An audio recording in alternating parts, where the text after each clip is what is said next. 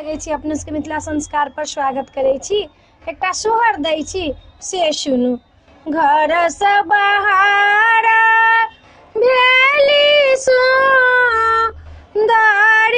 दुआ रे पठार भेल रे ललन रे नाये ना सजह रानी नो रकी दर देवे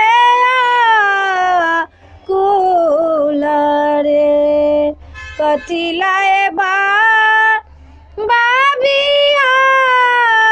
हल ससुर घर दे लानी रे ललना रे कराई ताऊ में बारी कुमारी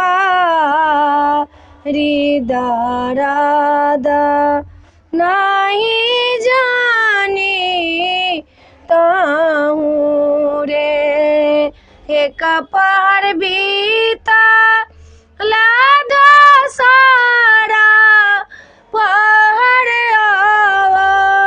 राते सारा पहाड़ रे ललना रे जाना मलरा जाकुमार